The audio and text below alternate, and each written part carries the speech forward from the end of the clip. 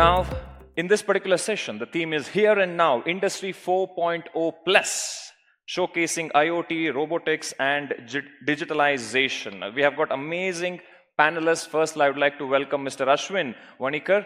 Ashwin, sir, please join us on stage, who's a consultant and trainer for Factory Automation Solutions. He's a mechanical engineer who graduated from Saurashtra University back in 1987. I was in my nappies, sir, when he graduated. In 1996, he did his master in Technical University from Berlin. He started his career in Festo as regional sales manager back in 1996. And he's one of the chosen ones from Festo India for Asia Pacific role. Something interesting he has said, he can mimic voice of actors of yesteryears. And he also says he's an enthusiastic bathroom singer. Now, of course, what are bathrooms for? Yes. Now I would like to call upon Miss Laxmy M Krishnan, Laxmy with a Y.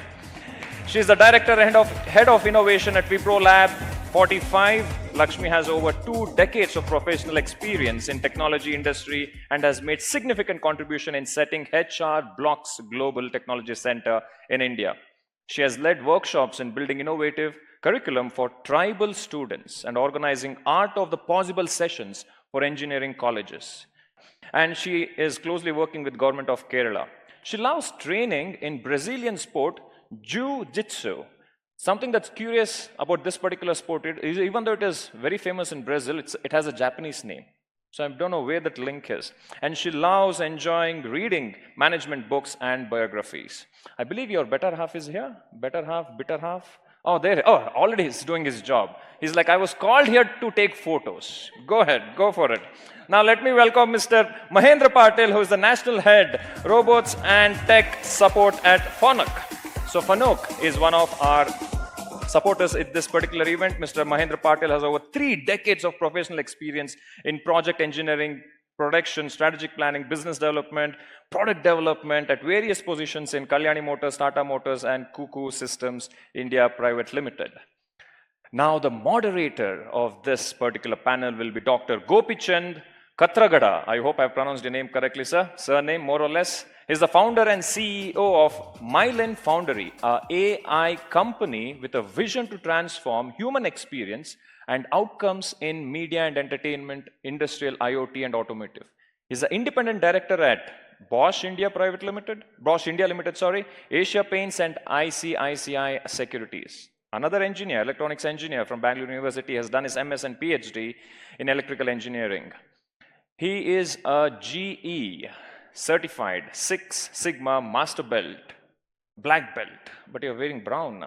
In addition, Gopi is an investor and advisor in early startups. So again, startup founders, someone you should be contacting. You never know whom he might lead you to. He has authored a book on innovation called Smash, which is currently in its 2nd edition. He has over 30 general publications, 5 patents, several invited presentations and citations on this work. Ladies and gentlemen, let's give a huge round of applause to this esteemed panelist, and let us welcome Dr. Gopichand to moderate this session. Sir, the stage is yours. Thank you, Chinmay.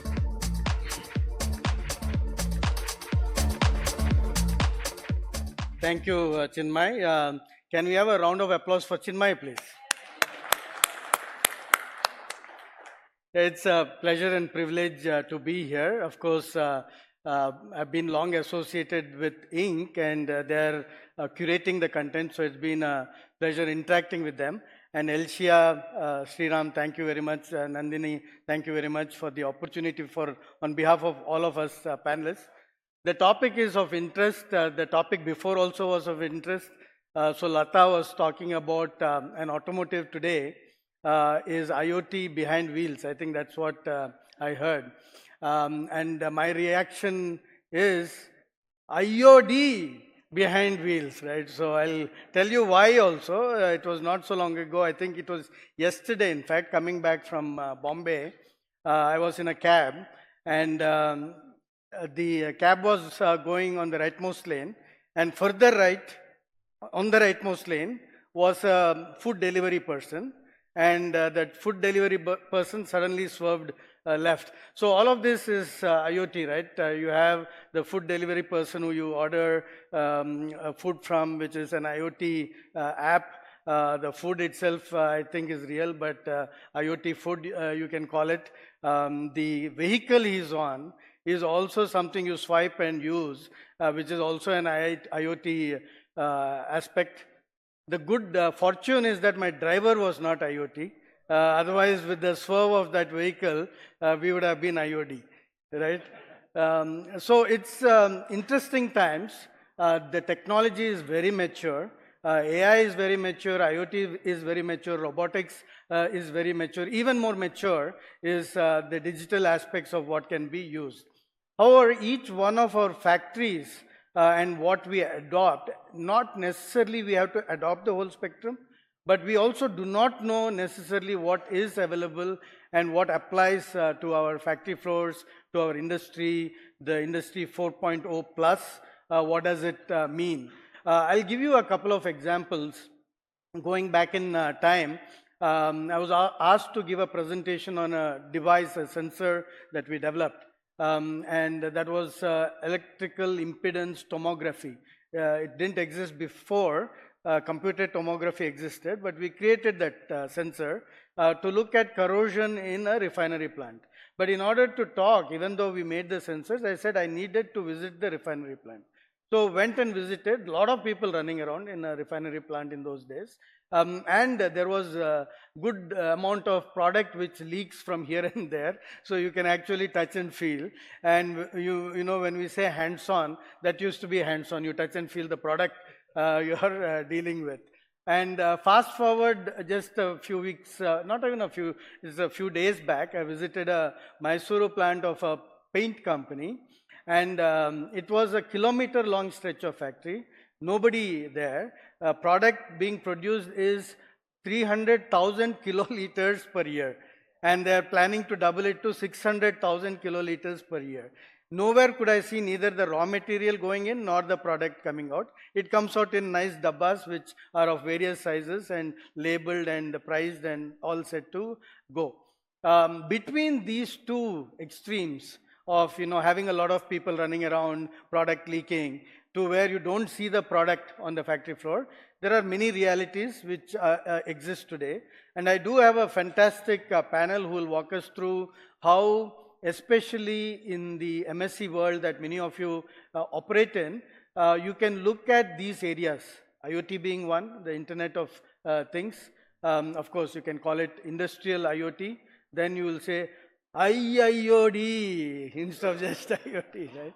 But yeah, industrial IoT. You can also add AI to it, and it will become even more complex. But then there is robotics. FANUC, we have a leader of FANUC here. So many of the factories that you will see have robotic arms of very large proportion in terms of how we visualize factory floors, and digitalization. So these are areas that many of you are also familiar with. So one request I have from you as we go through is have your questions ready. I want to use even the limited time we have to get questions. So after the first round, I'll pause. If you have questions, I'll take the questions. If not, I'll continue with the next set. So to get us started, what I'll do is I'll ask the panel. All these areas have been around for quite some time. IoT, digitalization, robotics. At the same time, the adoption has not necessarily been what we who are providers in this space would like it to be, nor what even some of the early adapters want it to be. So what are the challenges? So if we start talking about that, I'll come and find my seat besides you. So Ashwin, if I can request to start with you. Hello.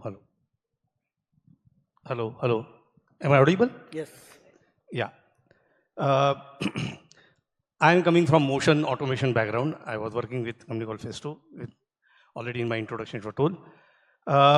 The biggest challenge, so I'm not only going to speak from the AI or industry 4.0 point of view, but also from the factory automation point of view, that what are the challenges from my experience I found in all these years and how we should take care about this.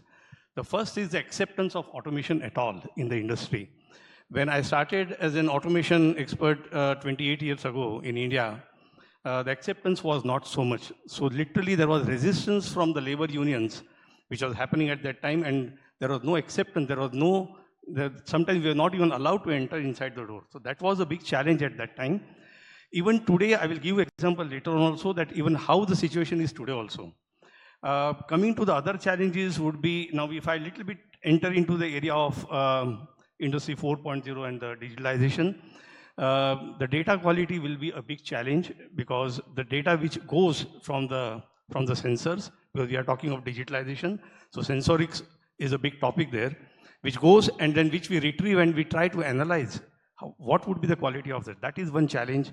Data security for everybody is a big threat for everybody. That's a big worry that what will happen with my data, how it will be dealt with later on. Infrastructure is a big challenge. I would say when I say infrastructure, I would like to little bit elaborate on that. Whenever we talk about an automation solution to the customer, it becomes that the customer initially accepts, and then the moment it comes to the investments, customer is not ready to invest that much into that. That means all the talks which has happened till now, which would have been extremely useful for the customer, where his ROI would have been much better and much faster, that doesn't happen because of the resistance to the making an infrastructure. Scalability is going to be a big challenge. When I say scalability, we understand under scalability whether we can scale up and down the automation to suit or to befit or to suit to a certain function or a certain automation. But now in the last few years, customers have gained a lot of confidence from automation. Now the scalability definition has changed. They want, once the automation is done, it should make a pizza, it should also make a mobile phone. So to that extent, the scalability has gone. And these are the big challenges of even awareness of the customers, understanding the automation today, right? The other things would be a big challenge also there is a fear in the industry, which I think Mr. Narayan Murthy also talked about it. And I think Professor Das also talked about it. There is a fear of losing the jobs, right? In last 28 years, I have not seen jobs being lost. Otherwise, today I would not have been sitting in front of you, having done and having retired from the company where already I was 28 years doing automation. There will always a possibility of reskilling and upskilling. So the jobs which are being replaced are low-skill jobs, which are highly monotonous, which are highly labor-intensive jobs. So these are the big challenges, which are the wrong misconceptions from the customer that the jobs will be lost. And then there becomes a resistance for the automation to enter inside. Thank you. Thank you. No, I really appreciate all that you have said. Just to recap, and I'll have a follow-up question also. You talked about people and resistance from the people. I think it's very critical. You talked about data. Potentially, to automate, you need historic data, you need data to be in a certain quality, certain consistency, and we run into that. And even with AI, 80% of the work that we do is getting the right data to train and getting it in the right format and using it correctly, removing maybe outliers as an example, using statistics and so on. You also mentioned infrastructure and whether the infrastructure is ready for doing automation. And there is a capital investment required. But also sometimes there are regulations, right? So that is where I'll ask the question. So if you look at today's European Union regulations on AI, where safety critical aspects are going to be automated using AI, it has been almost to the extent of not being allowed because these are areas where you have standards body having to certify. So somebody like an ASNT level 3 has to inspect this component and certify it. So if I can do it with image processing using AI, so there are regulations also which require to change, right, in some cases. Would you comment on that? Well, definitely there is a big difference between the European rules and regulations and industrial regulations which are being followed from safety point of view, and in India also. I would, let's say, give a classical example of, okay, you talked about AI, I would a little bit change the topic to a little bit different, that I was very much involved in food and beverage automation, where the hygiene also plays an extremely important role in that industry. So whether the rules and there are stringent rules and regulations in those industrial areas, which have to be followed by each and every. So there are a lot of norms for this type of industries, and definitely when it comes to AI, also it has to follow such norms. How to get adapted to those type of rules and regulations in those industries. Yeah. No, thank you, Ashwin. And Laxmy, your perspectives, please, on the challenges. You come from a different vantage point because you not necessarily are running a factory or a plant, but you have a view of many factories and many plants and the tools which can be leveraged. So still, you will be facing challenges selling, right? You will be facing enough, you're smiling, so that gives, that's a giveaway, convincing people. And to Ashwin's earlier point, an end-to-end solution where everything is replaced and running is something which, both is desirable, at the same time difficult to achieve, and a part solution does not translate to a sale usually. But your experience. Yeah, thanks for asking. I'm audible, right? Yes. Well, yeah, so he rightly mentioned I come from a very different background when compared to the other panelists. I come from an innovation center background. So I believe that innovation centers are agents which bridge the gap between what happens in the lab, what you build, to what you take to the market. So we get to meet people from across the globe, and 50%, more than 50% of the visitors who come to our centers are CXOs, means who can make decisions on behalf of their company. And very interesting observations to the 2 points which we discussed today. One is in terms of the behavior of people in their adoption, right? I think if you put the challenges in 3 different buckets like technology, processes, and people is the most difficult part of it. The organizational behavior. One comment I recall from one of the largest manufacturers, I don't want to give which manufacturer because it might also give in the name, is that they said, we were showing him some immersive experiences on how to make everybody an expert field service agent, or the field service repair engineer. He said that it's a great solution, really engaging, people would love it, but that's not how it works here because we know the jugards. I know that one person in the factory or everybody on the factory floor knows that one person, Mr. So-and-so, who can fix things on behalf of everybody else in the factory. So nobody wants to get trained or change from what they're doing. Might be the back end of it probably is their fear of accepting new technologies in the loss of job, fear of losing jobs. This is one example. And the same solution when we showcase to somebody coming from a European background, they were so excited. They said that this is part of our standard operating procedures and we want to implement this. It will take care of so many of my safety aspects. Can we integrate this with Gen AI and create reports which can be provided to my audit firm? So I believe that the other challenges that he mentioned in terms of the infrastructure, the networks, then also they will be already running, right? These factories are already running. So you might have already invested so much into the legacy systems which are running the factory. So you have the ROI, business, other things are being taken care of. Now it's a huge step for you to accept some new technology which you want to see in someone else. So usually the question that I get is that, can you show an example where so-and-so has done this in their factory, right? Can you show an example? And another things which us product developers may not see is the practical difficulties in bringing technology to the factory floor. For example, the space in which they are operating will be completely out of your mind, sometimes, because not everybody is coming and building use cases on it. People need to, experiment with the latest technologies rather than jumping onto new technology adoption before deciding whether they need to take it or not. Gen AI may not be the answer for everything. Right? And you may not be even ready to put an IoT in your machine. You may not have reached, yes, as we are speaking, we are going towards Industry 5.0 in many advanced societies. So there is a digitization inequality, like a social or a financial inequality. There is a digitalization inequality in terms of how developed is your economy, how much money you have, how fast you can bring things, what is your talent power, right, in your company or in your economy. So there is an inequality. And to bridge that, you have to have, I would say, a courage, a determination to bring that change in your, even though if you look at in short term, it's a huge expenditure. But if you look at long term, if you don't invest that today, you are going to incur much more losses than you are imagining for, in today's world.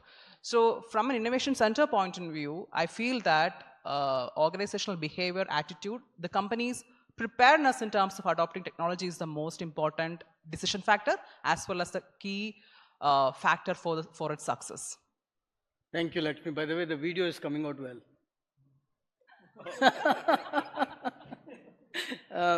The follow-up question there for me is, in your area of work, you're used to thinking about POCs, right? And for us in startups, POCs have become an exercise of futility, because you do POCs and usually it's unpaid POCs. And so now we do not do unpaid POCs in my company, but all startups do not have that luxury. And in India, going from POC to real implementation, the success rate is close to 0. So do you agree that's also a challenge? Politically correct answer is, it's improving. Well done, well done. Yeah, we should, that's well articulated. So if we can move on to your opinion, Mahendra, and you come from FANUC. Of course, FANUC, there was a GE association. I was with GE for a good 12 years. So I know various aspects of what you produce and make factories the most efficient. And there are factories where only your equipment is there. People are very less. I've seen those factories also. But even you must face some challenges in getting across, because it is not cheap to set up a factory with a lot of automation and robotics. Your thoughts, and even controls. I know FANUC does controls also. Thanks, Gopi. I think my perspective on automation is, I personally feel it has to be a journey. For example, even for FANUC, which is quite ahead in automations. For example, what Gopi said, we had lights off factories probably in 90s. I know you are able to get those kind of automation levels in 90s, and till now they are continuously improving on that. I know the improvement levels are very high. So the challenges what we find is the adaptation of technology has to start gradually, and you have to implement in step-by-step processes, because otherwise the implementation process is very expensive. The challenges are, for example, I have been in automotive industries for almost 15-20 years, and I have seen how automotive industry has gradually automated, and this process is quite faster in few countries and quite slower in countries, and it is very important what you get out of those whole processes. It's not that just for the sake of automation you are supposed to do in automation. For example, in automotive industries, most of the processes, for example, in the spot welding, where the actually vehicle is getting assembled, where the actual, that is mostly automated. Most of the processes of the painting is mostly automated. Most of the MIG welding process is automated. But most of the assembly processes are still not automated. Assembly of the engine is partially automated. So the automation levels within the industries is different in different sectors. And it has to be done that way. I think you start building in certain areas and expand it into other areas to have an advantage of these automations. The basic challenges what we face is, as what Gopi said or Vanikar said earlier, is people think that automation can do anything. You have a robot, no robot can do everything. It's very important to understand what it can do and it cannot do. And before getting into automation, you have to have your processes run thoroughly, and it has to have some kind of a consistency brought in. If you don't have a consistent process, you will never be able to bring in automation. So it's very tough to bring in automation. And also, as what Gopi said earlier, he saw a recent factory which is completely automated. We know this because we are in this industry. The perception of this management from the very beginning is to automate. I think whatever they have built, they were ahead of technology from the very beginning. And you say that they are the global leaders in whatever they are doing. Just because the perception of the management was quite ahead of time, and they have been doing this from the very beginning. I think last 25, 30 years, whatever that, not only in manufacturing, in distribution, in sales, in customer experience, they have been always ahead. So the perception of the management actually plays a very important role in bringing in technology, bringing in automation, bringing in IoT, robotics, everything. That brings in a lot of change. And within India, we have certain, what you say, center of excellences built by few industries. And we see a lot of them. And some of these are very big. Some of these are very small also. Some MSMEs also we find some management has taken good decision to do automation in a small way and started building up in a very big way. So the biggest challenge is what we are currently seeing is the perception for management to see automation, what it should bring. The automation is supposed to bring in better productivity, better quality, and better flexibility. These we should see into looking, not to see the replacement of manpower. I think if you are looking for a replacement of manpower through robotization or through automation, I think you're surely going to fail. Okay, I think that's not going to help you on this. So if management is looking for how to, what Mr. Narayan Murthy also said, few of these applications have to be done by robots, have to be done by precision processes. You'll never be able to do it manually. For example, I think whatever painting process has been brought up through robotization, you'll never be able to do it manually. You'll never be able to assemble many things in an automotive industry manually right now. So like that we have to identify the places where we think we should do it, and we can do it. And the fear of losing jobs, I think it's not right. I think wherever the automation has been done and whichever industry they have done, the industry has grown in multifolds. It has actually created more jobs for many people. And as Laxmy said, if you don't do some things right now, probably you will be extinct in next few years. So it's also very important that we have to implement some of the technologies very quickly. For example, banking industry which went in for digitization, they are doing quite well, and they've been doing exceptionally well.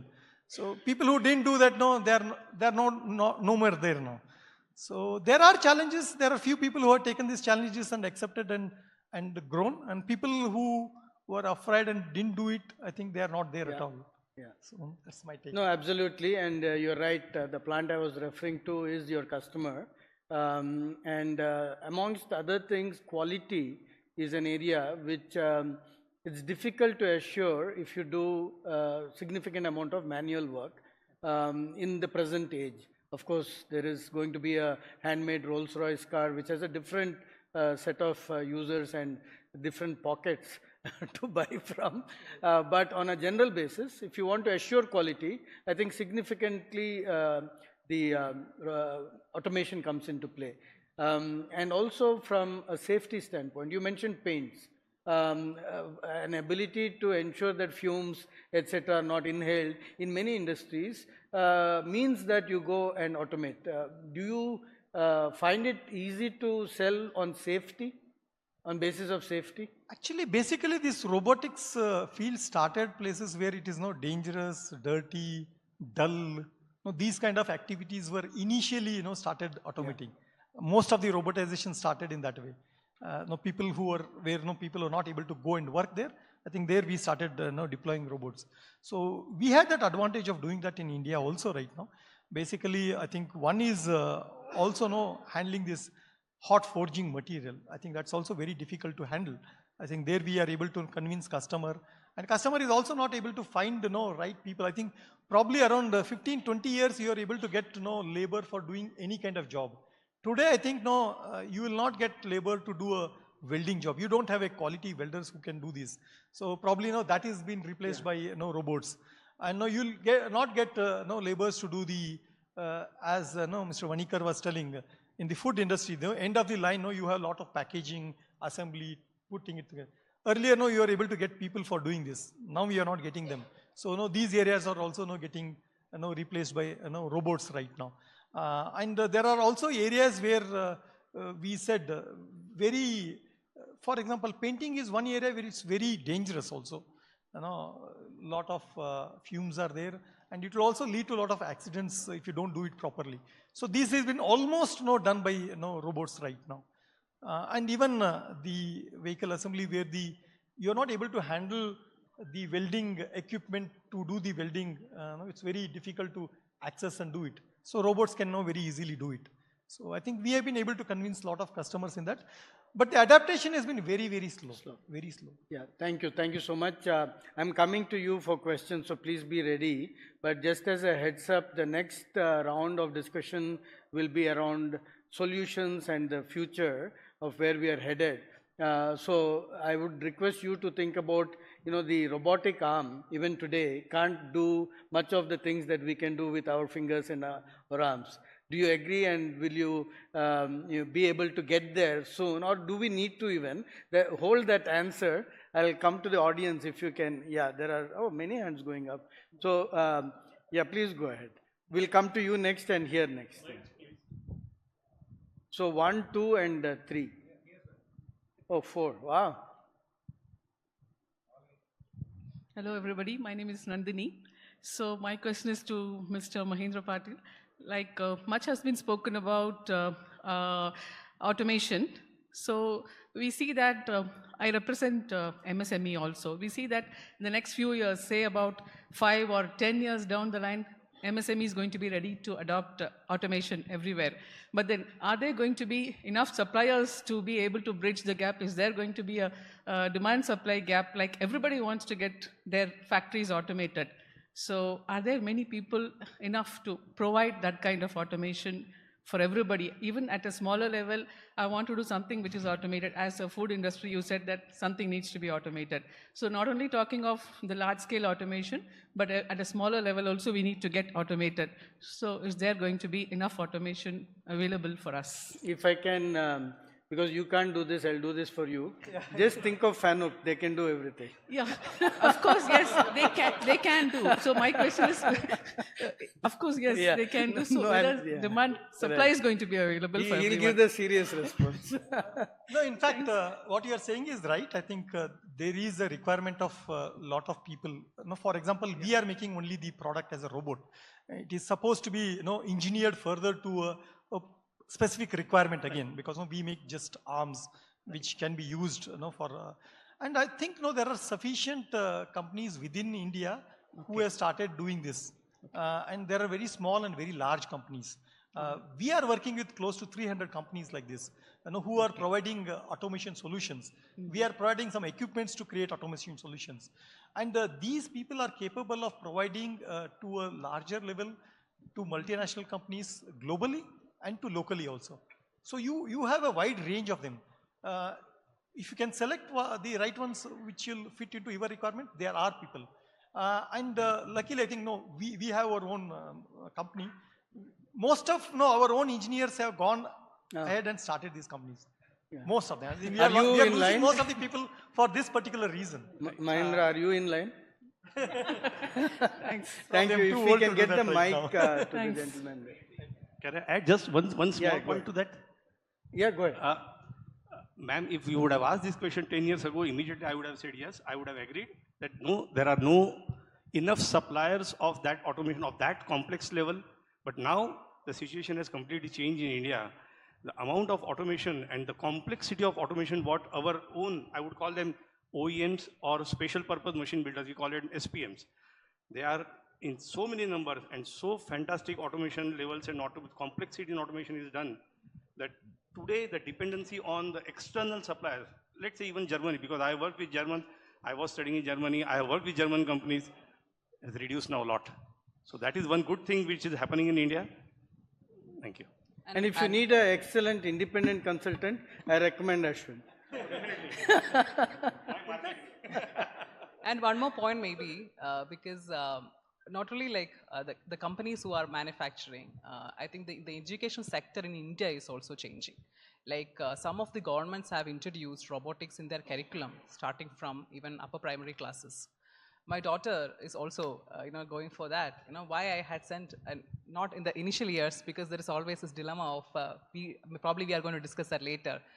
losing what is innate for us, the human creativity, spontaneity, resilience, and those things, or going more towards robotics, IoT, and technology. That's another point of debate probably. But I can see that through the eyes of my daughter and her friends or schools, and what's happening in the government sector is that the skill set of the people are changing. The new generation is coming up with more information on robotics, IoT, and other things. So there will be enough. Yeah, and if I can add, the nature of the business will be that there are equipment which will be from a large company, like there will be a Cognex, let's say, camera, and it does certain things, but the ability to system integrate and think about the system, there will be other players who can do it for MSMEs. So that's one thought. And you brought about an interesting topic about the education system. I do think, because it relates to the earlier conversation also, a programmer not being required is not the state of affairs. The generative AI helps a programmer do quicker programming, because otherwise you do not know how to know whether the input and output and etc. are correct. So you similarly in all areas, I think to some, Jansen said this, so I'll repeat, AI or automation or robotics will not take your job, but somebody who uses AI will take your job. Right? Yeah. Yeah, that's absolutely, I think. Yes, correct. I think that is one of the key pain areas. Probably they both can explain that much better than me. But what I see is that even for POCs are expensive. POCs are expensive. It's not cheap. And when we talk about even large firms, they don't want to take that risk immediately. They want to see a lot of examples. And without doing POCs, how can you give examples, right? Industries being open to doing these changes and adoption in small steps is so important. And only if we start testing it, I mean, you can do implementation. So expense is definitely one, but it's always the balance between whether I need to spend now or whether after a long period of time. I think it's not the first and life cycle costs, right? Yes. So if you put capital costs, I think the call to take is what are the life cycle. If you're calculating return on investment for 6 months or 1 year, it is not going to work, right? So, but if you'll hold your further responses, we'll take that question. You can add to that. Yeah. Yeah, thank you so much. My name is Shashank. I'm from Synclature, and it's a cybersecurity audit firm, right? So when we get clients regarding having IoT projects, sorry, am I audible? Yes. Yeah. So when we have clients that come with IoT projects, MSME or big companies, we have all sorts of clients, and one thing that we see in common is they are looking for two things for end consumer. One is personalization, other one is customization. As in, today if I paint a wall white color, can I use a mobile app that will change it pink tomorrow, blue day after tomorrow? Something like that. And next thing they always have trouble with identifying is, can we have a standard? If I am manufacturing paint that does this, can we have another company that follows in the same standard, mobile app? Say for example, Amazon, if you're trying to order something, you can order, can you use Amazon to do payments? Yes. Can you also do it to maybe go and get your clothes stitched? Something like that. So one app for all platforms for Industry 4.2 applications. So my question is regarding this standardization. Where do you see the standardization amongst companies? Because like we have discussed, a lot of POCs are happening globally and not a single one is following their own standards. Sorry, everyone is following their own standards and not everyone is just referring to another person. Right, so my concern is that. Next thing is data security. I think all of you just briefed about it a little. Alongside data security, do you see, I mean, Google Pay, for example, the fintech system of India, one of the best in the world, if not the best. Adoption of digitalization is common as long as there's a trust. So why is that trust not being seen in other industries as well? That is my second question to all of you. So I think to re-articulate, one of the questions was on trust. And that is to say, how does trust translate into a factory floor?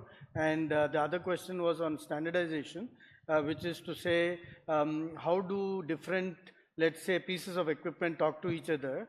And obviously there are answers to that, so I'll let the panel address. So M2M and various other standards were in play.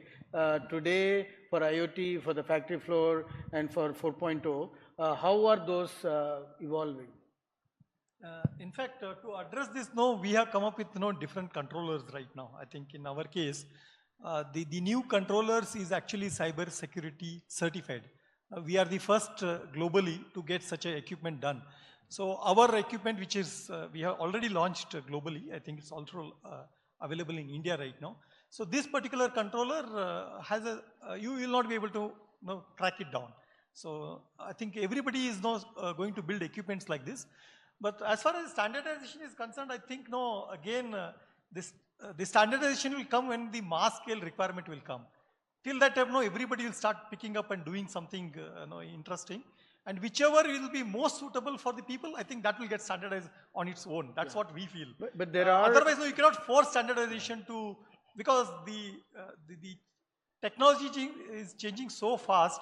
I think standardization is quite difficult to bring in. That's what I totally agree. I think there is an aspect of standardization which is essential and it's happening, which is the communication, be it a Wi-Fi protocol, Bluetooth or internet protocols, how devices are communicating, if it is wired Ethernet, all of those exist and those are all standardized, and hence you can pick your way depending on the application to talk to each other. Once that happens, CAN bus or various other means of communicating an action to the equipment is also standardized, and this has been done for a long time. So DeviceNet was a standard which existed 30 years ago, and from there till now there has been improvements, but it's not like a complete whole new world, with new kind of guns people toting around.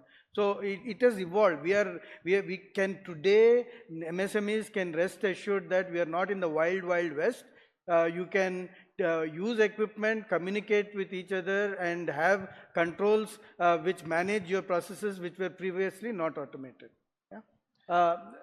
Just a small part of the I would not call it a standardization, but now it has been made much simpler.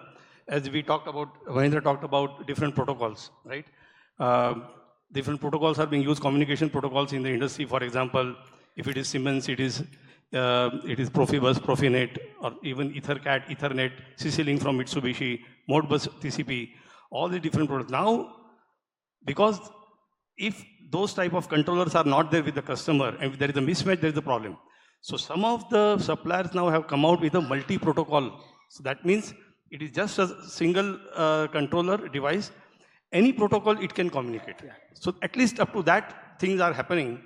And if I'm not wrong, I'm not from Industry 4.0, but I think OPC UA is one platform which is, so if the machine comes from you, if the machine comes from her, from him, from me, all can communicate without any problem with the OPC UA common communication platform. So that is one thing where I would say a little bit standardization is done. Thanks, Ashwin. So you had a question. If we can get a mic here, please. The second part. No, we'll, in the interest of time, please. Good afternoon. I am Sujay Shashikiran from HiCal. We manufacture, we are in phase 2, we are in Electronic City. We manufacture electromechanical components for aerospace. And our products go into Boeing and Airbus. And we also supply our actuators for seat actuation systems in aeroplanes. That sounds very exciting. But the making of it, because in aerospace, unlike in automotive, where you have created ghost factories through your FANUC systems, in aerospace it is not possible because it is very medium or small volume. Sometimes it is just 100 or 500 or 1000. And the maximum quantity in aircraft is 2000 numbers. That is very high. Maybe next year, Mr. Dwarka will explain in his session later.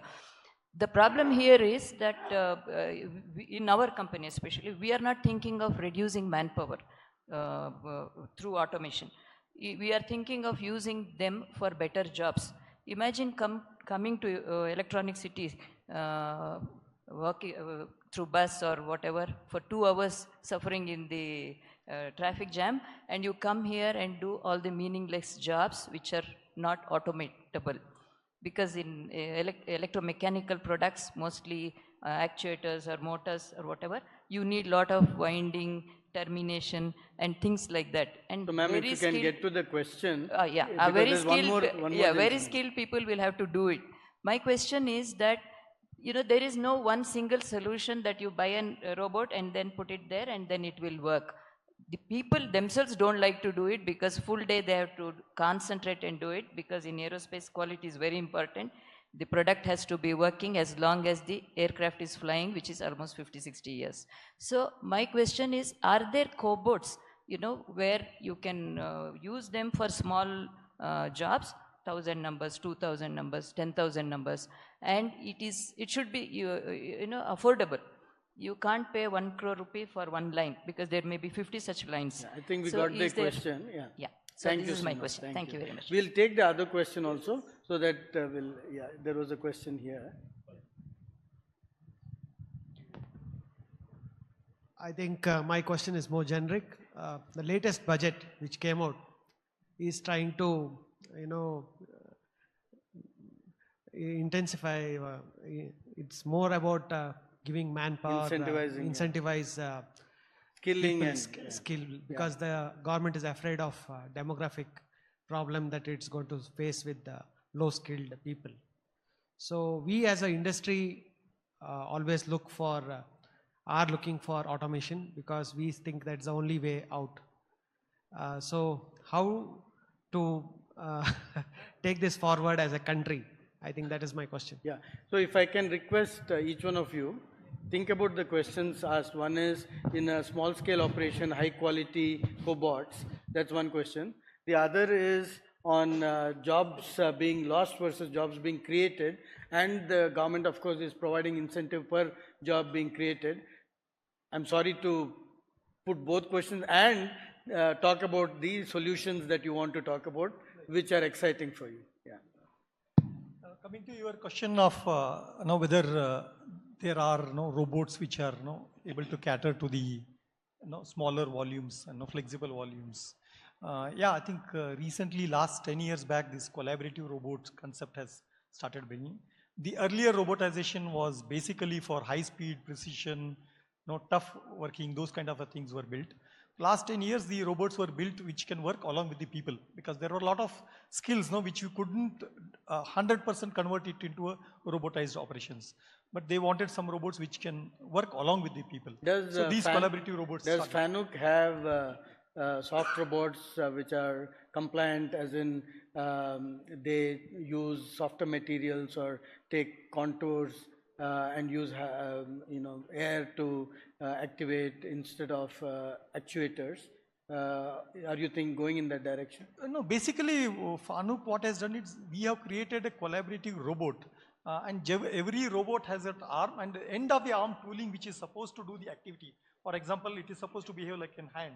So those are developed by many people right now. So we are still, there are, especially these collaborative robots, after developing these can work along with the people, and engineering these robots is much simpler than engineering a regular industrial robot.